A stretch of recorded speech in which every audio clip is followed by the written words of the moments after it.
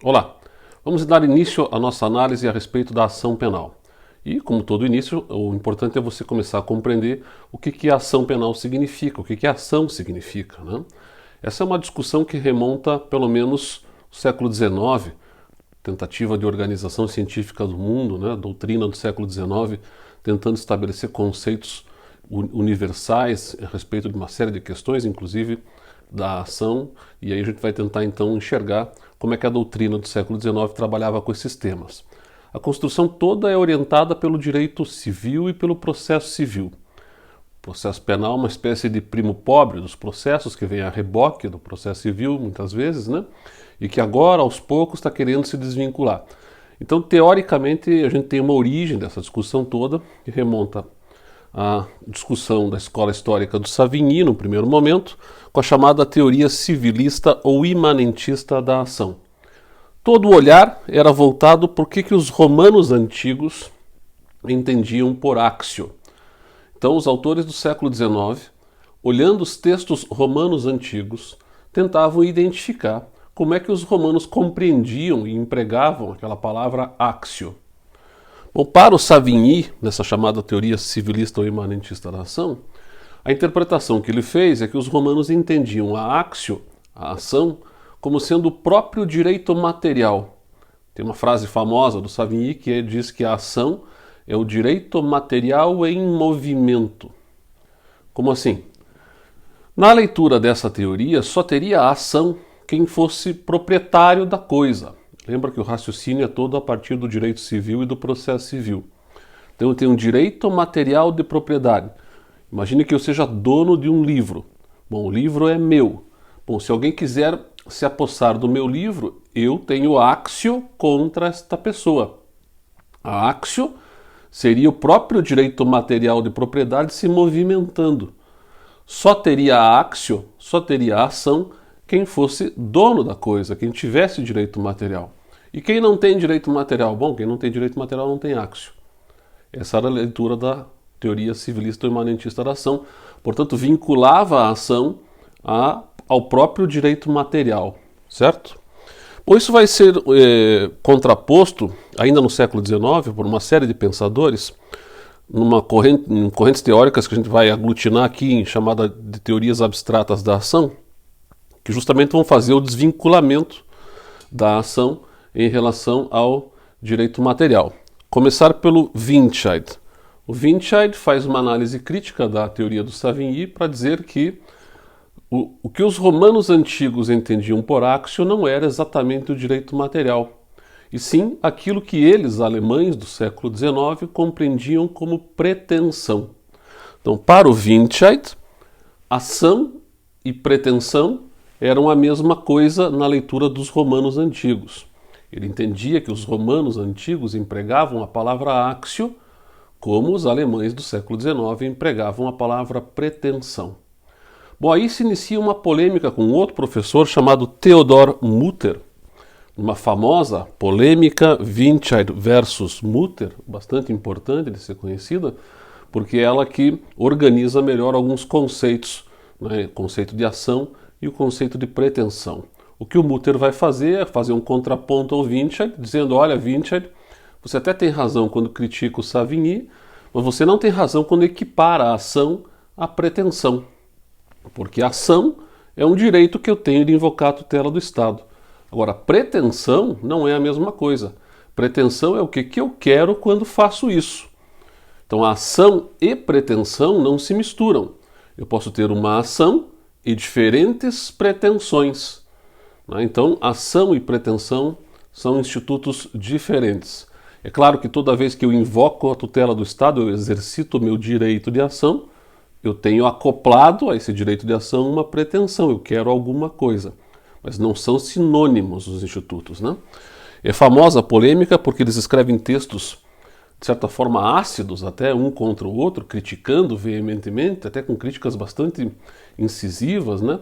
E um escreve um texto, depois o outro rebate, daí ele rebate de novo, então ficou famosa essa polêmica Windscheid versus Mutter, e dela a gente extrai a organização científica desses conceitos de ação e pretensão, que ao final são aperfeiçoados no final do século XIX por dois autores, Degenkolb na Alemanha e Ploss na Hungria, O curioso é que eles não se conheciam, né, e organizaram a análise quase que concomitantemente, tendo dificuldade até de dizer quem seria o pai da criança, já que os dois fizeram quase que simultaneamente essa organização do conceito de ação para estabelecer que a ação é um direito, é abstrato, porque não dependo do direito material, eu não preciso ser dono da coisa para exercitar a ação, é público, porque é exercitado perante o Estado, é subjetivo, no sentido de que cada cidadão tem direito de ação, individualmente, e é um direito de invocar a tutela jurisdicional.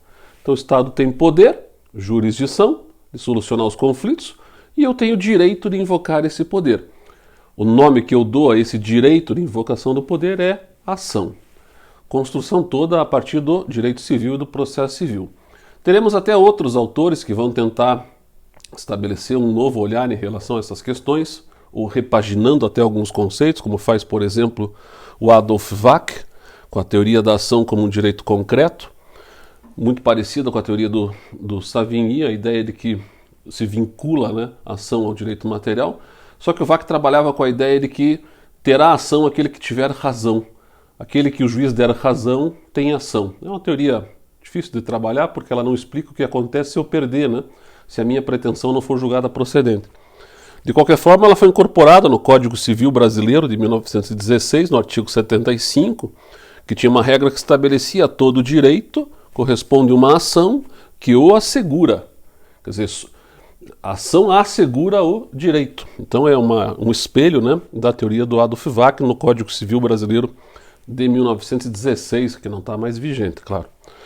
E finalmente a teoria da ação como direito potestativo do Chiovenda, que também não é uma teoria razoável, porque ela não explica o que é a ação, ela trabalha mais com o seu efeito, né? O Chiovenda vai dizer que a ação seria o poder de forçar alguém a vir a discutir em juízo. Na verdade, isso não é a explicação do que seja a ação propriamente dita, e sim mais a consequência, né? O resultado. Então, a ação continua sendo trabalhada no âmbito do processo civil à luz daquela construção das teorias abstratas da ação, como um direito abstrato, público, subjetivo, né, de invocar a tutela jurisdicional. Isso no processo civil. E no processo penal, será que encaixa esse conceito? Tem doutrinadores em processo penal que continuam trabalhando com a leitura civilista, mas já há uma construção teórica hoje que se descola um pouco dessa ideia de uma teoria geral unitária para tentar estabelecer alguns conceitos próprios para o processo penal. E aí se estabelece algumas diferenciações. Por exemplo, levando em conta que o Ministério Público é quem é o principal titular da ação penal e ele organiza o seu exercício da ação como regra à luz de um princípio da obrigatoriedade, se costuma dizer que a ação não é propriamente um direito, e sim um poder do Estado do Ministério Público e até mesmo um dever, se nós levarmos em conta o princípio da obrigatoriedade. Até será um direito nos casos de ação penal privada, em que a vítima opta por agir ou não agir, exercitando um direito. Mas quando é o Estado, o Ministério Público, a ação é muito mais um poder-dever do que um direito.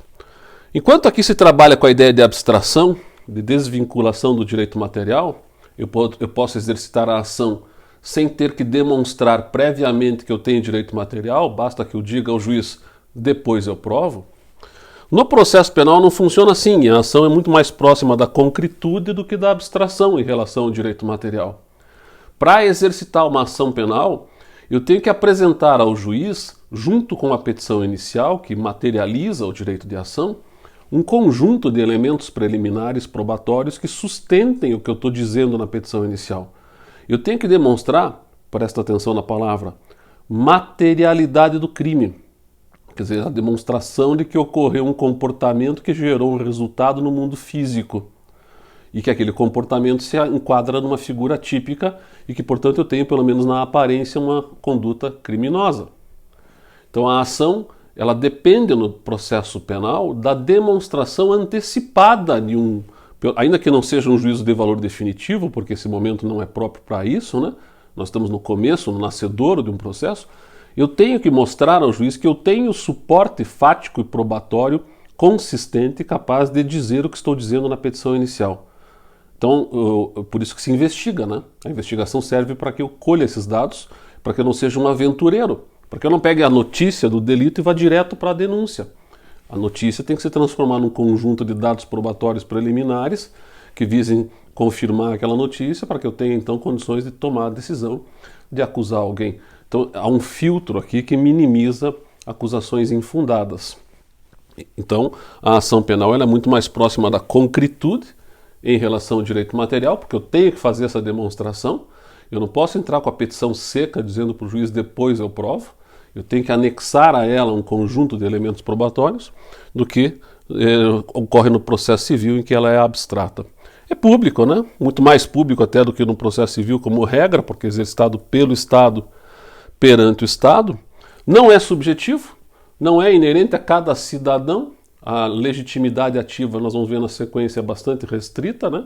Ou é o Ministério Público, ou excepcionalmente a vítima e seus familiares, mas não foge dessa ideia, portanto não é como ocorre no processo civil. Por exemplo, no processo civil, no direito civil, imagine que eu tenho um livro e que qualquer um de vocês resolve implicar dizendo que esse livro que é meu, na verdade não seria meu, seria seu.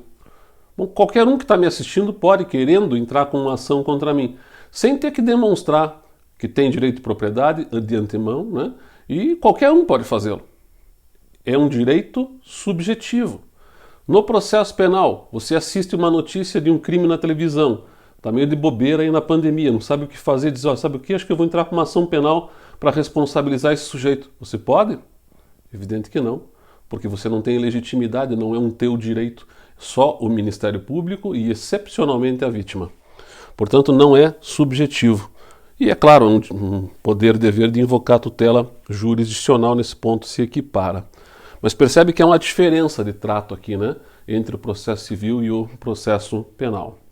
Bom, vamos avançar para uma classificação das ações penais quanto à sua legitimidade. Vamos verificar as espécies de ação penal. São essas que estão aqui na tela. Primeira e principal delas, ação penal pública incondicionada. Bom, no universo de crimes, vamos imaginar que eles coubessem nesse espaço, né? No universo de crimes que estão tipificados no ordenamento jurídico brasileiro, dentro desse espaço, a esmagadora maioria, a ação penal é de iniciativa pública e é incondicionada. O que significa dizer isso? Significa dizer que quem exercitará a ação é o Estado, Ministério Público, e ele não depende de uma autorização de ninguém para fazê-lo. Ele age de ofício, tendo os elementos necessários, preenchendo as condições da ação, ele deve agir. A gente já viu em outras aulas o princípio da obrigatoriedade da ação, como regra, né? Então você tem aqui uma iniciativa do Estado, Ministério Público, que materializa isso num documento chamado denúncia. Então, denúncia é uma palavra técnica, né, que denomina a materialização do exercício da ação penal de natureza pública na petição inicial, que se chama denúncia. A regra é que os crimes sejam de ação pública incondicionada. Aí a política criminal estabelece que, em alguns casos, o Estado continua sendo o titular da ação, continua sendo o Ministério Público, materializando isso numa denúncia, porém, o Estado diz: em alguns casos é importante ouvir a vítima. E se a vítima não te autorizar a agir, você não poderá agir, Estado. Então é a segunda categoria, chamada de ação penal pública condicionada. Ela é condicionada a alguma coisa. O quê? A chamada representação. Então, representação é uma palavra técnica que simboliza, né, uma autorização dada pela vítima ou seus familiares para que o Estado possa agir. Então a vítima procura o Estado e pede providências. O que ela está fazendo nesse momento? Ela está representando. Se ela não fizer isso, o Estado não pode nem mesmo investigar. O delegado não pode instaurar uma investigação e o promotor não pode exercitar a ação sem que a vítima autorize.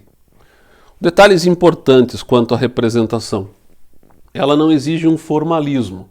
Em qual sentido? No sentido de que a vítima tem que contratar um advogado, fazer uma petição formal, nada disso. Basta que de alguma maneira eu registre que a vítima manifestou o seu interesse em ver o autor do delito responsabilizado. Normalmente isso se materializa com o fato da vítima procurar a polícia para comunicar que foi vítima de um crime e registrar um boletim de ocorrência, que é um registro precário da notícia do delito dado pela vítima.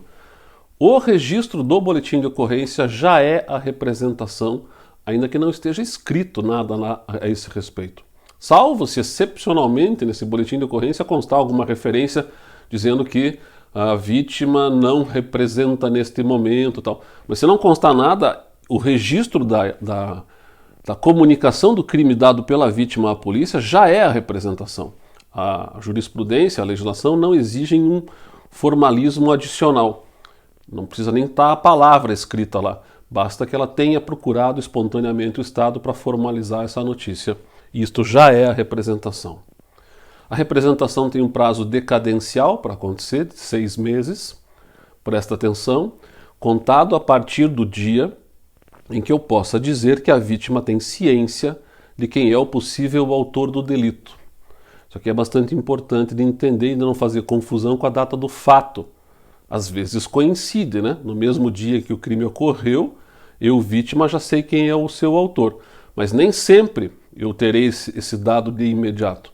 Imagine que alguém está ligando para minha casa toda hora e me ameaçando de morte. Bom, o crime está ocorrendo naquele momento. Quem é que está ligando? Não sei. Bom, vou investigar para descobrir quem é. No momento em que eu identifique quem é o sujeito, começa a contar um prazo de 6 meses, decadencial, para que eu manifeste a minha vontade de ver o autor do delito responsabilizado. E se eu não fizer isso? Bom, se eu não fizer isso, passados 6 meses, decaio do direito e o autor do delito tem extinta a sua punibilidade. Então, o não exercício da representação dentro de 6 meses é causa extintiva da punibilidade do autor do delito. Também é possível que eu tenha uma vítima que mude de ideia.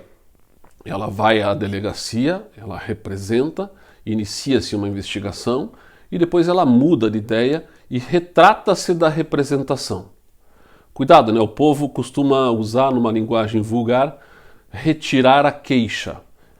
Essa expressão não é adequada, ela não é técnica, né? Queixa, nós vamos ver na sequência, é o nome que eu dou para ação penal privada.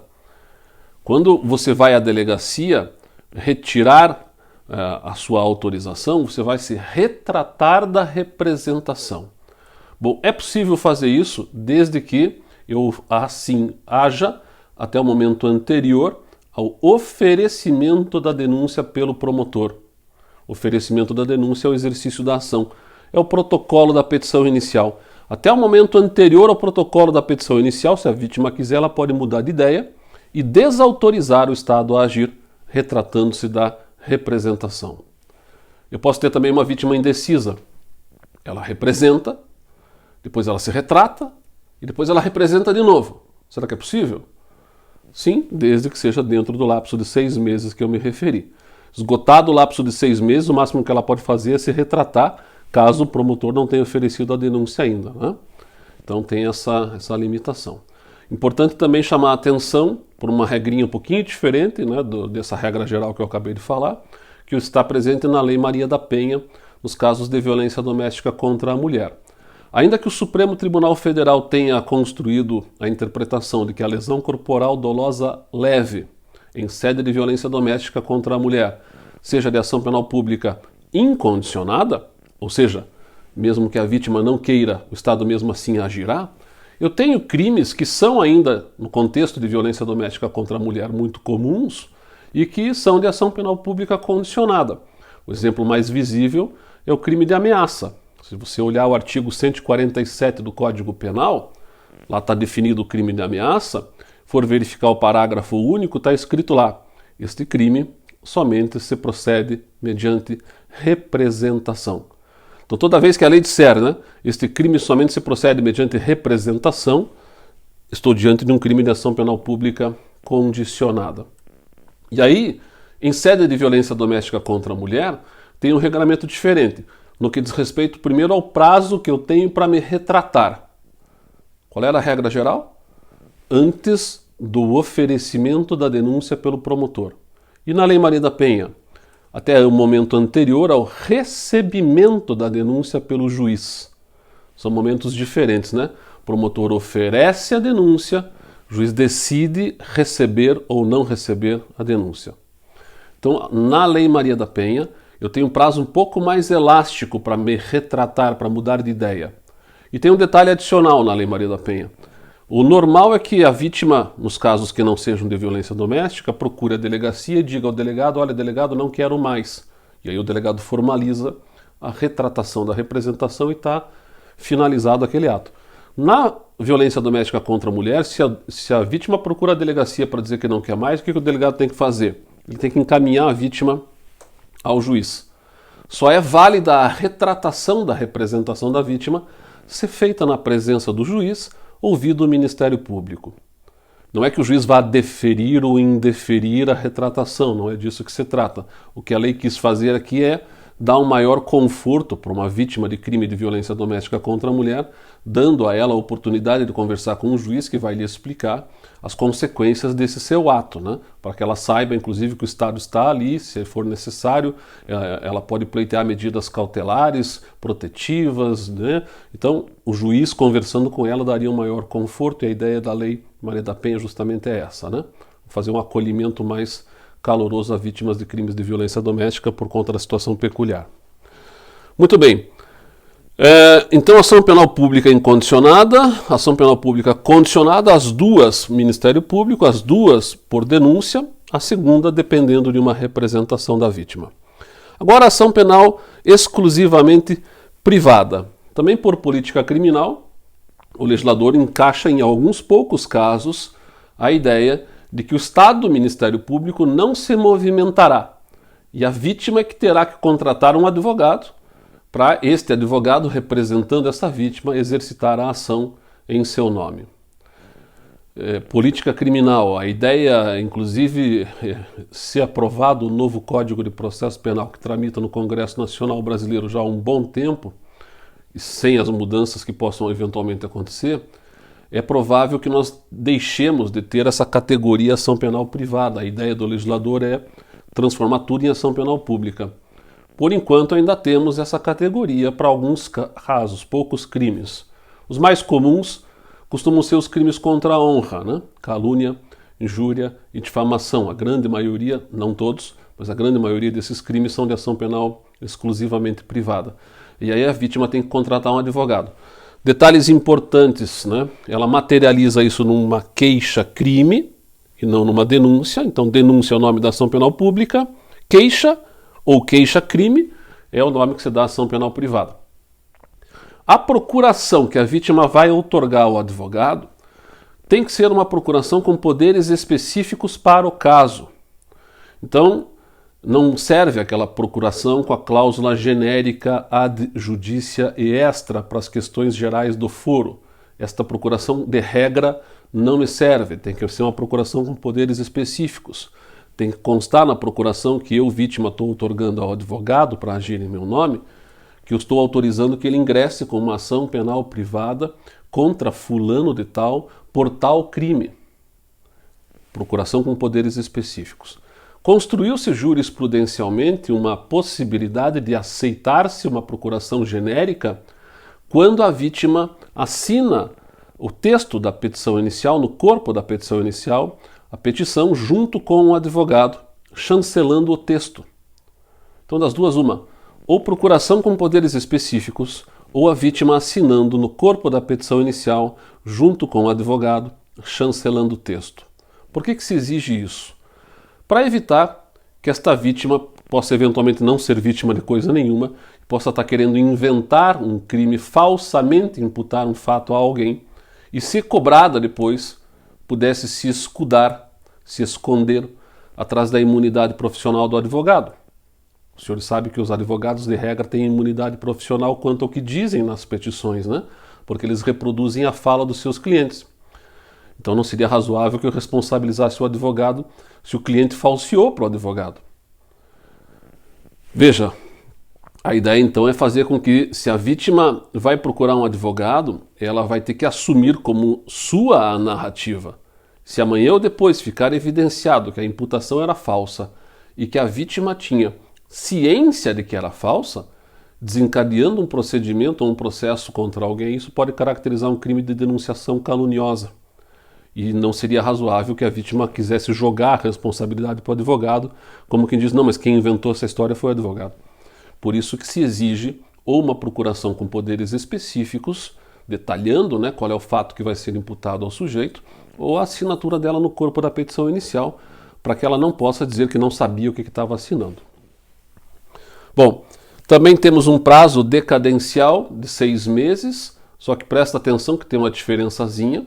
Aqui é um prazo decadencial de 6 meses para exercitar a ação, para protocolizar a petição inicial. Cuidado para não fazer confusão, hein? Vamos voltar um pouquinho aqui na ação penal pública condicionada. Eu disse que a representação da vítima também era decadencial, também de 6 meses. Bom, acontece que aqui é 6 meses para a vítima dizer que quer que o Estado faça alguma coisa. Qual é o prazo que o promotor terá para oferecer a denúncia na ação penal pública condicionada? Prazo prescricional do crime. Enquanto não tiver prescrito, em tese é possível exercitar a ação. E na ação penal privada? Na ação penal privada é 6 meses para a vítima entrar com a ação, para ela invocar a tutela do Estado juiz, para protocolizar a petição inicial. 6 meses contado também da data em que se tiver condição de dizer que a vítima tinha ciência de quem é o possível autor do delito. E cuidado porque não há nenhuma suspensão nem interrupção desse prazo. Ah, mas eu tinha pedido para instaurar um inquérito policial e o delegado estava demorando demais. Meu amigo, a instauração de inquérito policial não suspende, não interrompe o prazo. Ah, mas o crime que eu estava trabalhando era um crime de menor potencial, era uma infração de menor potencial ofensivo, e sendo infração de menor potencial ofensivo, vai para o juizado especial criminal e há uma audiência prévia ao exercício da ação. Uma audiência de tentativa de composição civil dos danos, né, e de transação penal, que antecede o exercício da ação. E acontece que o juiz lá vamos imaginar, né, lá da vara do juizado, ele acabou marcando essa audiência prévia para daqui a 8 meses. Como é que faz se eu tenho 6 meses para entrar com a ação? Meu amigo, não perde o prazo. Entra com a ação dentro de 6 meses, mesmo que a audiência prévia esteja designada para uma data posterior. Porque do contrário, quando você chegar na audiência prévia, vai se surpreender com o fato de que, ao não ter exercitado a ação dentro do prazo de 6 meses, o autor do delito teve extinta a sua punibilidade. Então, protocoliza a petição inicial dentro de 6 meses, ela vai ficar lá em stand-by, aguardando o resultado da audiência prévia, né? Se isso aqui não for frutífero, aí ela segue, do contrário, ela se esvai. Então, ação penal exclusivamente privada. Ação penal privada subsidiária da pública. Subsidiária da pública significa dizer no lugar da pública. É uma ação penal privada porque é exercitada pela vítima. Também é queixa-crime, mas é uma queixa-crime subsidiária. Na verdade, o crime aqui é um crime de ação penal pública, em que há uma situação de inércia do promotor. O promotor recebeu o inquérito relatado, encerrado, e não tomou nenhuma providência dentro de um prazo que pode ser de 5 dias se o indiciado estiver preso ou de 15 dias se o indiciado estiver solto. Então diz a lei que o Ministério Público deve exercitar a ação ou em 5 dias, indiciado preso, ou em 15, indiciado solto. E se não fizer? Não pode fazer nunca mais? Não, isso aqui é que a gente chama de prazo impróprio, né? Prazo impróprio é aquele prazo que, se não observado, não gera uma consequência de não permitir-se mais o exercício do ato. Na verdade, o prazo real mesmo para exercitar a ação penal é o prazo prescricional do delito. Acontece que esse prazo de 15 dias, vamos trabalhar com o indiciado solto, é um prazo muito mais para a vítima do que para o promotor. É um prazo que, se não for observado pelo promotor, permitirá à vítima exercitar uma ação penal privada no lugar do Ministério Público. Ação penal privada subsidiária da pública. E ele poderá fazer isso quando houver uma inércia do promotor dentro desses 15 dias. Presta atenção, se nesses 15 dias o promotor se manifesta ou pelo retorno do inquérito à delegacia ou pelo arquivamento do inquérito, ele não ficou inerte, ele falou. Cabe ação penal privada subsidiária? Não. Inércia é sujeito parado mesmo, né? Não fez nada, está lá paradão em cima da mesa do promotor. A partir do 16º dia, passa a haver uma legitimidade concorrente. A vítima e o Ministério Público. O promotor não perde a sua legitimidade. Passa a haver uma legitimidade paralela. O primeiro que se manifestar assume a titularidade da ação. Então vamos imaginar que aconteceu uma situação como essa, uma vítima, percebendo a inércia do promotor, a partir do 16º dia, resolveu protocolizar uma ação penal privada subsidiária da pública. O que faz o juiz? Antes de analisar se recebe ou não, ele abre vistas ao Ministério Público. E o que pode fazer o promotor nessa situação? 4 possibilidades de atuação. Primeira, toma ciência, diz, bom, ciente, acompanharei como custos legis, né, como fiscal da lei. O promotor acompanha o processo de qualquer forma, mas não como seu autor, e sim como fiscal da lei. Segunda possibilidade, o promotor analisa a petição inicial e diz, olha, tá certo que eu não fiz nada nos 15 dias, mas também não dava para fazer. A vítima foi assodada, ela entrou com uma petição inicial, ela exercitou uma ação sem o preenchimento das condições da ação. Não dava para oferecer ação aqui ainda, tem que se investigar melhor. Então eu me manifesto pela rejeição da queixa-crime subsidiária. Terceira possibilidade, ele analisa a petição e faz um aditamento para acrescentar algum dado, para modificar o artigo de lei, para fazer um ajustezinho pequeno. E uma quarta possibilidade, o promotor apresenta uma denúncia integralmente substitutiva da queixa-crime subsidiária. Nesse caso, ele reassume a titularidade. É como se ele dissesse, sai para lá, vítima, deixa que eu reassumo o negócio aqui como titular da ação. A vítima poderá acompanhar como assistente. Então são 4 possibilidades de atuação à luz do exercício de uma ação penal privada subsidiária da pública. Por fim, temos essa categoria chamada de ação penal personalíssima, que nada mais é do que uma espécie do gênero ação penal privada. Veja, como é que eu sei se um crime é de ação penal privada? Eu vou olhar a lei e a lei vai me dizer, este crime somente se procede mediante queixa. Toda vez que a lei disser isso, eu sei que o crime é de ação penal privada. Se disser somente se procede mediante representação, eu sei que é pública condicionada, e se não disser nada, por exclusão, é a regra geral, é pública incondicionada. Então, se a lei disser este crime somente se procede mediante queixa, a ação penal é privada. Acontece que temos situação na qual o legislador ele especifica de quem essa queixa será aceita, né? Então ele vai dizer assim, a ação penal será, depende de queixa de fulano de tal. É personalíssima. Então é uma ação penal privada, porém personalíssima. Só aquele fulano. Só ele, mais ninguém. Então a categoria é chamada pela doutrina de ação penal personalíssima. Temos um único caso na legislação brasileira, que é o artigo 236 do Código Penal. Crime de contrair casamento induzindo em erro essencial o outro contraente ou ocultando-lhe impedimento que não seja casamento anterior. É o único caso, então grava, porque esses exemplos assim, né, bem isolados, eles costumam ser cobrados às vezes em exame da ordem, essas coisas. Então o sujeito vai casar com uma pessoa, vamos imaginar, achando que essa pessoa é do sexo oposto, quando na verdade ela não é. Ela engana a outra. Se ela engana a pessoa, há em tese aqui a possibilidade de acontecer um delito, né? Induzir em erro essencial o outro contraente, ocultando-lhe impedimento que não seja casamento anterior, porque se for casamento anterior é bigamia. O que interessa para nós é o parágrafo único.